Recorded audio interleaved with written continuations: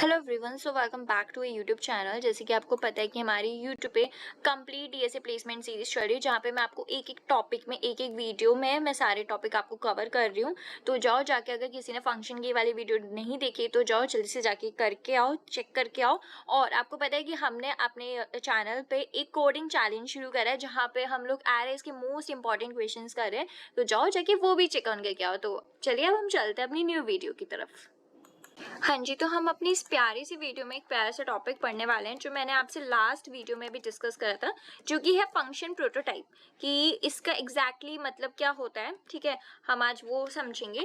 तो function prototype basically अगर हम समझा जाए तो ये होता है, आप क्या करते हो कोड में, जब आप लिखते हो तो सबसे पहले उसकी हेडर फाइल आती है, then using namespace STD लिखते हो। फिर आपका, अगर हम जब फंक्शन हमने लास्ट वीडियो में पढ़ा है तो अब हमें पता है कि मेन फंक्शन से हमारा ऊपर डिफाइन होता है फंक्शन। तो ठीक है, हम यहाँ पे फंक्शन डिफाइन कर रहे होते हैं। अगर मैं आपसे बोलूँ कि मेरा ना मन सा नहीं चाह रहा है, मुझे अपना फंक्शन यहाँ डिफाइन नहीं करना, मेरे को ये नहीं बताना कि इस फंक्शन का पर्टिकुलरली काम क्या है, मेरा भी मन नहीं, मुझे बाद में बताना है, इज देयर एनी मेथड, हम क्या कोई मेथड है ऐसा करने का? बिकॉज हमने प्रीवियस वीडियो में देखा कि जहाँ फंक्शन डिफाइन होता है हमें वहीं बताना होता है, क्योंकि हमें मेन में उस फंक्शन को कॉल करना होता है। Is there any method? तो मैं बोलूँगी जी ऐसा है। हम क्या कर सकते हैं, हमने जो था हेडर फाइल लिखी, नेम स्पेस एसटीडी, आप बस फंक्शन का प्रोटोटाइप बता दो। अब आप बोलोगे दीदी आपने अभी बोला फंक्शन प्रोटोटाइप, अब मुझे तो समझ में आ नहीं रहा फंक्शन प्रोटोटाइप क्या है।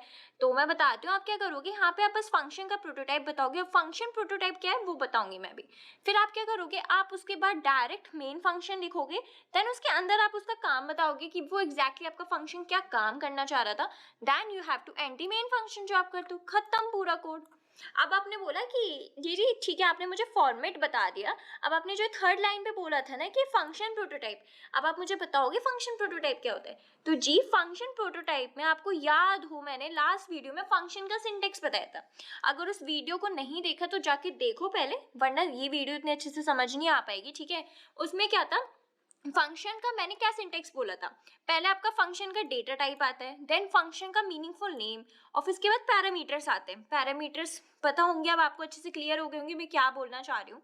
तो बस फंक्शन प्रोटोटाइप वही है। आप क्या करो, बस मेन के ऊपर आप ये बता दो कि भाई हाँ, हमारे एक फंक्शन एग्जिस्ट करता है जिसका नेम ये है, जो इस टाइप का डेटा टाइप है वो फॉलो करता है, और उस फंक्शन के ये पैरामीटर्स है, बस।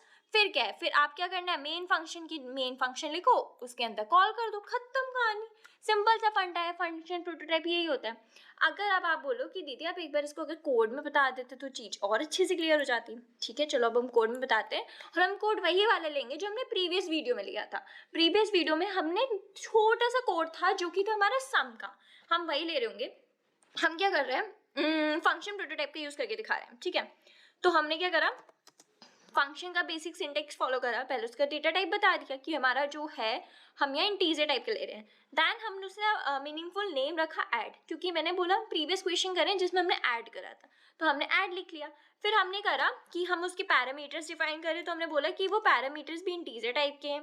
हमने बोला ओके, हमने 2 पैरामीटर्स लिए, दैट्स टोटली फाइन, ठीक है। अब हमने बोला कि हम इसका काम यहाँ नहीं बताएंगे, हम मेन फंक्शन के अंदर बता रहे होंगे, हमने सिर्फ फंक्शन डिफाइन कर लिया। Then I said okay no issue, मैंने क्या लिखा, मेन फंक्शन लिखा, इंट मेन, ठीक है। मैंने फिर करा फंक्शन का काम कर लिया। फिर हम क्या करते हैं, मेन के अंदर ही तो फंक्शन कॉल कर रहे होते हैं, तो फंक्शन को हमने सिंपली कॉल कर लिया, फंक्शन को कॉल, ठीक है, फंक्शन खत्म, फंक्शन खत्म। अब आप उसके बाद क्या कर सकते हो, अब आप फंक्शन का जो है, अब आप फंक्शन का क्या करवा रहे हो, एड ही तो करवा रहे हो। और आपको याद होगा बेसिक जो लॉजिक कोड होता है, इसका लॉजिक होता है कि हमें जब फंक्शन को करवाना होता है तो उसको एक वेरिएबल में स्टोर करवाते हैं, जो कि हम मोस्टली नेम सम दे देते हैं, उसमें हम क्या कर रहे होते हैं, a+b कर रहे होते हैं। तो बस आप वही वाला काम बार लास्ट में बता दो, सिंपल। तो बस आप फंक्शन का लास्ट में काम बता दो, यही आपको होगी, क्योंकि आपने स्टार्टिंग में फंक्शन का प्रोटोटाइप तो डिफाइन कर ही दिया ना कि फंक्शन किस टाइप का है। तो बस यही है बेसिक से एक छोटा सा टॉपिक, फंक्शन प्रोटोटाइप, जो कि आपको बस पता होना चाहिए। आई होप सो आपको ये वाला टॉपिक क्लियर हो गया होगा, इसमें कोई डाउट सा नहीं रहा होगा। अब हम जो टॉपिक पढ़ने वाले हैं वो है हमारे स्कोप ऑफ वेरिएबल, जो कि बहुत ज़्यादा इंपॉर्टेंट है, जिससे ना आपको चीज़ें और अच्छे से ना क्लियर हो जाएंगी, वो वाला। तो आई होप सो आपके नोट्स बना रहे होंगे, मैं इसको एक लाइन में पहले डिफाइन करना चाहूँगी जिससे चीज़ और अच्छे से क्लियर हो जाएगी। स्कोप ऑफ वेरिएबल क्या होता है, it is a part of the program, ये हमारा एक ऐसे प्रोग्राम का पार्ट है जो बताता है कि हमारा पर्टिकुलर जो वेरिएबल है वो कहाँ कहाँ एग्जिस्ट, मतलब एग्जिस्ट कह रही हूँ, कहाँ का एक्सेसिबल है। अब आपको इस वर्ड से क्लियर हो गया होगा कि मैं कहना क्या चाह रही हूँ, कि वो वर्ड जो है हमारा कहाँ कहाँ हम उसको एक्सेस कर सकते हैं, यानी कि उसकी हम कहाँ कहाँ उसकी रेंज है बेसिकली, ये वाला। ठीक है, ये हमारे यहाँ पे हो गया। तो अगर आपको और ऐसे अच्छे से आई होप सब आपको थोड़ा सा तो क्लियर हो गया होगा। स्कोप ऑफ वेरिएबल मतलब जो हमने जैसे वेरिएबल ये इंटीजर डिफाइन करा है, तो इस इंटीजर की कहाँ कहाँ स्कोप है, मतलब स्कोप इन द सेंस कहाँ कहाँ आप इसको एक्सेस कर सकते हो। आप इसको यहाँ से यहाँ तक एक्सेस कर सकते हो, या फिर यहाँ से यहाँ तक, या फिर आप उसको हर जगह एक्सेस कर सकते हो, वो वाला। तो वेरिएबल को हम कहाँ कहाँ एक्सेस कर सकते हैं, वही होता है हमारे स्कोप ऑफ वेरिएबल।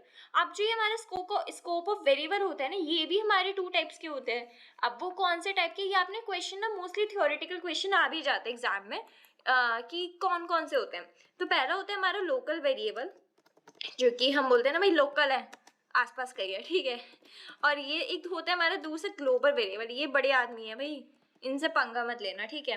तो ये है हमारा ग्लोबल वेरिएबल, और एक होता है हमारा लोकल वेरिएबल, ठीक है। अब नाम से थोड़ा थोड़ा समझ में आ रहा होगा कि इन पर्टिकुलरली का काम क्या है। लोकल वेरिएबल क्या करता है, ये हमारे ऐसा पार्ट है जो कि डिक्लेयर होते हैं इनसाइड द फंक्शन, यानी कि जो वेरिएबल्स हमारे फंक्शन के अंदर डिक्लेयर होंगे, these are the local variable. अब जैसे कि अभी मैं आपको और कोड से अच्छे से समझाऊंगी, अब बस बेसिक ये चीज़ समझ लो। लोकल वेरिएबल वो होते हैं जो आपके डिक्लेयर हो फंक्शन के अंदर। जैसे कि अगर आप यहाँ पे कर्ली ब्रैकेट लिखते हैं और उसका कोड लिख रहे होते, तो जो यहाँ पे डिफाइन हुए हैं variables, these are your local variables, okay. And global variable वो वेरिएबल होते हैं जो प्रोग्राम में मतलब कहीं भी हो, मतलब आप उनको कहीं भी कि वो स्टार्टिंग में ही डिफाइन हो गए, अब आप उनको बाहर एक्सेस कर ही सकते हो। वो किसी लोकल वेरिएबल यानी कि किसी ब्लॉक्स ऑफ कोड में डिफाइन नहीं हुए, वो वाला काम।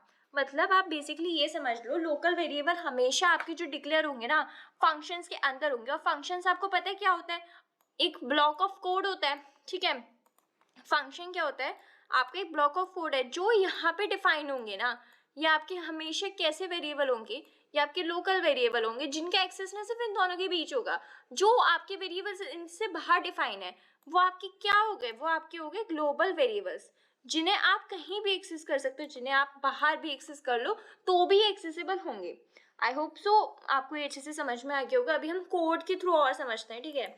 जैसे कि यहाँ पे मैं लिख लेती हूँ बेसिक सी जो हमारी होती है, ठीक है, हेडर फाइल, वो लिख लेते हैं हम यूजिंग नेम स्पेस std, ठीक है, ओके, ठीक है। अब हमने करा, यहीं पे हमने डिफाइन कर लिया कि int a and int b, ठीक है। अब हम कर रहे हैं int add, वही वाले ले लेते हैं, ठीक है, int c and int d, हमने बोला ओके। अब हम कर ले रहे हैं int sum is equal to कर लो c प्लस d, ठीक है। दैन आप कर देना रिटर्न सम, ओके, ये भी ठीक है। अब आप करोगे, आपने करा int main जो कि हमारा मेन फंक्शन होता है, देन अब आपको int c int d, okay. अब आप कर रहे हो क्या कर रहे थे, फंक्शन को call add c and t, cout करवाना है ना, देन सी आउट आपने करवा दिया, ठीक है। अब आप इसको रन करते हैं, अभी मैं आपको समझाऊंगी। हाँ, अब आप देख रहे होगे यहाँ पे हमें एरर आ गया, error d was not declared in this scope। कुछ वर्ड देखा हुआ ऐसा लग रहा है आपको? हाँ, अभी मैंने आपको बताया था स्कोप, याद आ रहा है? देखो, आपने एक चीज़ नोटिस कर रहे होगे, ये देखो ना यहाँ पे int c और d, ठीक है। यहाँ पे देखना, देखो एक काम करते हैं हम, एक चीज़ और करते हैं जहाँ से ना चीज़ आपको और अच्छे से क्लियर होगी। रुकना, रुको, ये हमने पेस्ट किया, हमारा लास्ट प्रोग्राम ये था।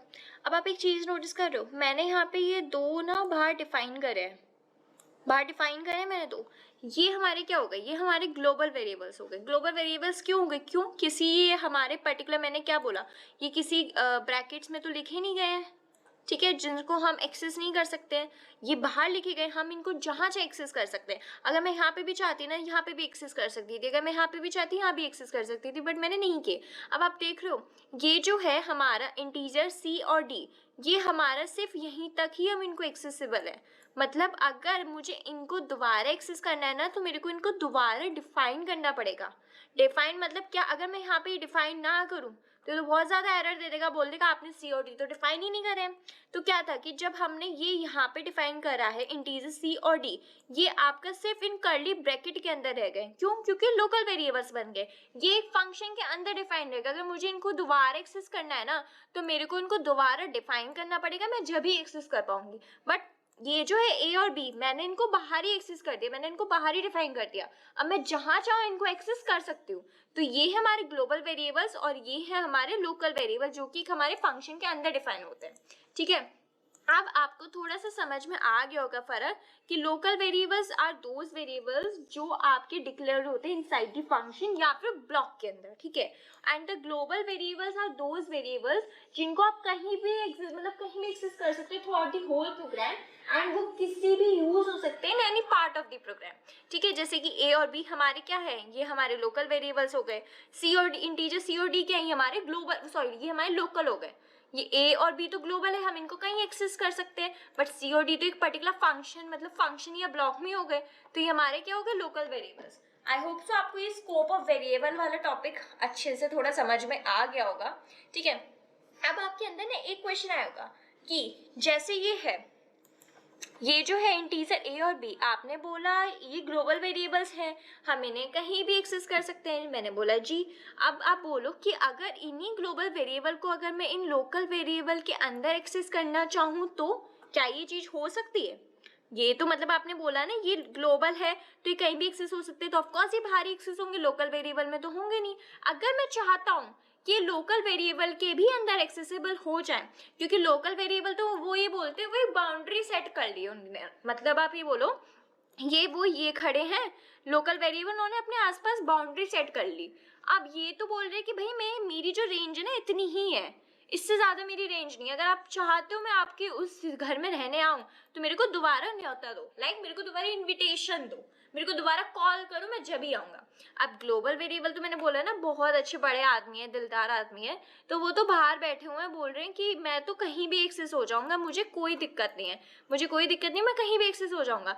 बट अब क्या है, अब इन्होंने बोला लोकल वेरिएबल ने कि भैया मैं आपको ना एक्सेस करना चाहता हूँ, क्या ग्लोबल वेरिएबल लोकल वेरिएबल के अंदर एक्सेसिबल है?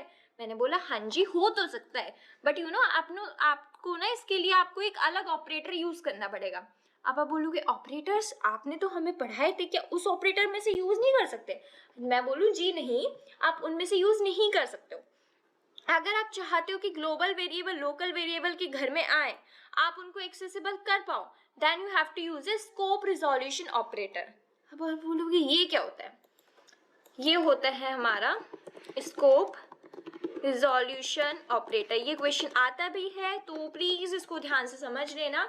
ठीक है, ये क्या बोलता है कि ये मैं इसको बता दे रही हूँ, ये होता है आपका स्कोप रिजोल्यूशन ऑपरेटर। ठीक है, अगर आपको ग्लोबल को लोकल वेरिएबल के अंदर यूज करना है तो आपको स्कोप रिजोल्यूशन ऑपरेटर लगाना पड़ेगा। ठीक है, अगर आप चाहते हो आपका A और B इसके अंदर आए तो आपको पता है क्या लिखना पड़ेगा कि इंटीजर, अगर आप चाहते हो कि ये आए, अगर आपको सपोज प्रिंट करवाना है सिंपल सा, देन आपको ऐसे ये आपको स्कोप रिजोल्यूशन ऑपरेटर यूज करना पड़ेगा। ये जो डबल ये है ये आपको यूज करना पड़ेगा जब ही ये जो है ना ग्लोबल वेरिएबल लोकल वेरिएबल के अंदर एक्सेसिबल हो पाएगा, अदरवाइज नहीं हो पाएगा। आप ट्राई कर लेना, नहीं होगा, बहुत सारे एरर्स आ जाएंगे, जो कि हुआ भी, एरर आए भी थे बहुत सारे। ठीक है, तो क्या करना है आपको, आप चाहते हो ग्लोबल वेरिएबल लोकल वेरिएबल के अंदर आए तो आपको स्कोप रिजोल्यूशन ऑपरेटर का यूज करना पड़ेगा, बहुत इंपॉर्टेंट है, तो प्लीज ध्यान से लिख लेना ये चीज। ठीक है, ये लोग मिस आउट कर जाते हैं तो बहुत सारे एरर्स आ जाएंगे और फिर समझ में भी नहीं आएगा कॉन्सेप्ट। तो ये आपको स्कोप रिजोल्यूशन ऑपरेटर का यूज करना पड़ेगा अगर आप चाहते हो ग्लोबल वेरिएबल आपके लोकल वेरिएबल के अंदर आए। ठीक है, तो आई होप सो आपको फंक्शन प्रोटोटाइप क्लियर हो गया हो, ठीक है, स्कोप ऑफ वेरिएबल क्लियर हो गया हो कि एक्चुअली में स्कोप ऑफ वेरिएबल क्या होता है क्या नहीं होता, ठीक है। अब जो हम अपने बढ़ने वाले ना नेक्स्ट टॉपिक पे है वो है आपको मैंने शायद स्टार्टिंग में ही बताया होगा, नहीं बताया तो कोई नहीं, फॉर्मल पैरामीटर्स और एक्चुअल पैरामीटर्स क्या होते हैं, ठीक है। अब जो हम अपने नेक्स्ट टॉपिक पे पढ़ेंगे, तो हम अपने जो नेक्स्ट टॉपिक में पढ़ेंगे हैं वो है हमारा फॉर्मल एंड एक्चुअल पैरामीटर्स, ठीक है। आपको पता होना चाहिए आप जो फंक्शन लिख रहे हो आप उसके अंदर बेसिकली कौन से पैरामीटर्स यूज कर, पैरामीटर्स इन द सेंस कि आप जब फंक्शन को डिफाइन कर रहे हो या फंक्शन को कॉल कर रहे हो तो उस समय कौन सा पैरामीटर यूज हो रहा है, उस समय फॉर्मल यूज हो रहा है या फिर उस समय एक्चुअल पैरामीटर्स यूज हो रहा है। तो आपके जो फॉर्मल पैरामीटर्स होते हैं ना वो बेसिकली वो पैरामीटर्स होते हैं जब आप उनको डिफाइन कर रहे होते हो during the functions. These are those parameters, मैं लिख देती हूँ साथ के साथ इसकी definitions. These are those parameters जिनको आप डिफाइन करते हो, दीज आर दोज पैरामीटर्स जो कि डिफाइन होते हैं ड्यूरिंग दी फंक्शन। जिन आपको जब आप फंक्शन डिफाइन कर रहे होते हो ना तो उसी समय ये पैरामीटर्स भी आपके डिफाइन हो जाते हैं, ये फॉर्मल पैरामीटर्स वो होते हैं, ठीक है। अब आप सोचोगे क्या होते हैं, डोंट वरी, हम अपना एक कोड लिखेंगे जिसमें मैं आपको अच्छे से बताऊंगी कि फंक्शन पैरामीटर और एक्चुअल पैरामीटर क्या है। आपने बोला ठीक है फंक्शन पैरामीटर तो समझ में आ गया, and now what is actual parameters, वो क्या होता है। तो ओके, एक्चुअल पैरामीटर्स आपके वो पैरामीटर्स होते हैं जो कि आपके कॉल हो रहे होते हैं, रन हो रहे होते हैं जब आपका मेन प्रोग्राम रन हो रहा होता है ड्यूरिंग द फंक्शन। अब बोलोगे क्या खिचड़ी पका दी, तो don't worry, these are those parameters, ये आपके वो पैरामीटर्स होते हैं, दीज आर दोज, सॉरी ये थोड़ा लिख गया, I am so sorry, these are those parameters, ठीक है, पैरामीटर्स विच आर कॉल्ड और रन। आप बेस मतलब आप ये बोलो कि जो कॉल होते हैं जब हम फंक्शन कॉल कर रहे होते हैं which are called in main program, ठीक है, जब आप उनको मेन प्रोग्राम में कॉल कर रहे होते हो ड्यूरिंग द फंक्शन, यहाँ पे लिख देते हैं ड्यूरिंग द फंक्शन, जब आप फंक्शन कॉल कर रहे होते हो मेन प्रोग्राम में, जो जब आपके जो पैरामीटर्स कॉल हो रहे होते हैं, ठीक है, वो आपके वो होते हैं हमारे एक्चुअल पैरामीटर्स। अब आपको ये तो पता है कि अब हमारे पैरामीटर्स कौन से हो रहे हो, पैरामीटर्स क्या है, जब आप फंक्शन को डिफाइन कर रहे होते हो तो आपके कौन सा पैरामीटर कॉल होता है, फॉर्मल। अब आपको पता चल गया जब आप फंक्शन का कॉल हो रहा होता है आपका मेन प्रोग्राम में, तो आपको पता चल गया कौन सा पैरामीटर होता है, एक्चुअल पैरामीटर, ठीक है। तो अब हम इसको एक कोड में भी करके देख लेते हैं जिससे ना चीज़ बहुत अच्छे से क्लियर हो जाएगी, ठीक है। तो ये हटाते हैं,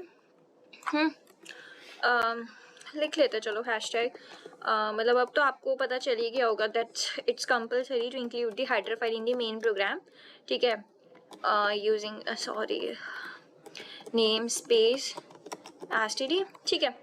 तो हम बना लेते हैं void फंक्शन, void मतलब खाली, ठीक है। जब void होता है तो हमारा कुछ भी रिटर्न नहीं होता, हमने इसको फंक्शन नेम ही दे देते हैं, ठीक है। और इसके जो पैरामीटर्स हम बोल देते हैं para1 एंड हम दूसरा जो पैरा ले रहे हैं वो भी हमारा इंटीजर टाइप है तो हमने बोल दिया, ठीक है। तो हमारा यहाँ पे कुछ हमने यहाँ पे अपनी हेडर फाइल इंक्लूड कर दी, फंक्शन नेम लिख दिया, यहाँ पे हमारा कुछ भी कोड हो रहा है तो हम लिख देते हैं कि हमारे यहाँ कुछ कोड रन वगैरह हो रहा है, ठीक है। देन हमें मतलब बेसिकली मुझे ना आपको ये बताना है कि एक्चुअल पैरामीटर्स और वो फॉर्मल पैरामीटर्स कौन से होते हैं, ठीक है। तो हमने यहाँ पे अपना मेन फंक्शन इंक्लूड कर लिया कि हाँ हमारे मेन फंक्शन होता है, ठीक है।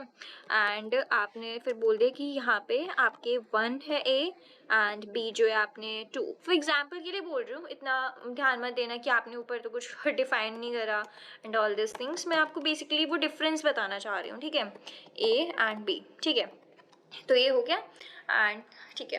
अब आप देख रहे होगे ये जो आपने यहाँ पे ये जो डिफाइन करे ना इंट पैरा और para2, ये आपके फॉर्मल पैरामीटर्स है। फॉर्मल पैरामीटर्स की डेफिनेशन मैंने क्या बताई थी, ये आपके वो पैरामीटर्स होते हैं जो कि डिफाइन हो रहे होते हैं ड्यूरिंग द फंक्शन कॉल। अब जब आपका फंक्शन कॉल हुआ है ये जो पैरामीटर्स डिफाइन हुए हैं ये आपके फॉर्मल पैरामीटर्स हैं, और जो पैरामीटर्स आपके यहाँ पे कॉल हुए हैं वो आपके एक्चुअल पैरामीटर्स हैं। क्यों? क्योंकि आपको वो मेन प्रोग्राम में, ये मेन प्रोग्राम ही तो चल रहा है आपका, ये जो मेन प्रोग्राम है, मेन प्रोग्राम के अंदर कौन सा फंक्शन जो कॉल हुआ है वो आपके एक्चुअल पैरामीटर्स होते हैं। तो आई होप सो आपको थोड़ा डिफरेंस भी समझ में आ गया होगा फॉर्मल पैरामीटर्स और एक्चुअल पैरामीटर्स एग्जैक्टली होते क्या है और क्या नहीं होते।